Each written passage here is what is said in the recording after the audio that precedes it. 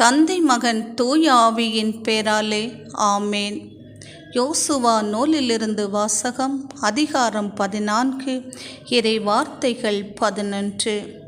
காலேபு யோசுவாவிடம், மோசே என்னை அனுப்பிய நாளன்று வலிமையுடன் இருந்தது போல் மீண்டும் போர் புரிவதற்கும் போவதற்கும் வருவதற்கும் வலிமையுடன் இருக்கின்றேன். இது ஆண்டவர் வழங்கும் அருள்வாக்கு. இறைவா, உமக்கு நன்றி. நன்றி தகப்பனே, நன்றி நன்றி ஏசப்பா. வாரத்தின் முதல் நாளுக்காக உமக்கு நன்றி. கடந்த வாரம் முழுவதும் நீர் எமக்கு செய்த சகல நன்மைகளுக்காக உமக்கு நன்றி செலுத்துகிறேன் ஏசப்பா. நன்றி. தன் அன்பினால் உனக்கு புத்துயிர் அளிப்பேன் என்று சொன்ன அந்த வார்த்தைக்காக உமக்கு ஸ்தோத்திரம் ஸ்தோத்திரம். தேவாதி தேவனே, உமக்கு ஸ்தோத்திரம். விண்ணிலும் மண்ணிலும் பெரியவரே, உமக்கு ஸ்தோத்திரம். விண்ணகம் எனது அரியணை என்று சொன்னவரே, உமக்கு ஸ்தோத்திரம்.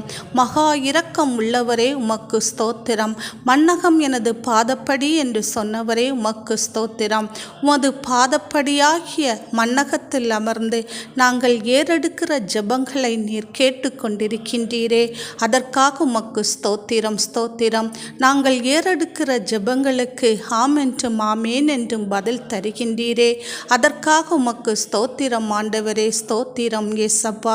ஏசப்பா, இன்றைய இறை வார்த்தைக்காக உமக்கு நன்றி ஏசப்பா. நன்றி ஏசப்பா.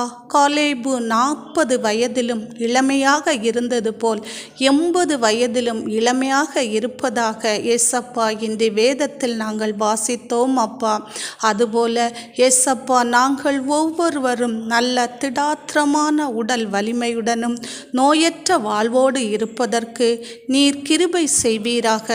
அதற்கு தடையாயிருக்கிற எங்களுடைய உணவு பழக்க வழக்கங்களையெல்லாம் நாங்கள் மாற்றி போட்டு இயற்கையான உணவுகளை உண்ண நீர் கிருபை செய்வதற்காகவும், அதற்கு தேவையான ஞானத்தையும் அறிவையும் ஆற்றலையும் புத்தி கூர்மையையும் தந்து நீர் எம்மை பலப்படுத்துகிற உமது மேலான அன்பிற்கும் கிருபைக்கும் நன்றிகள் அப்பா. ஆமென்.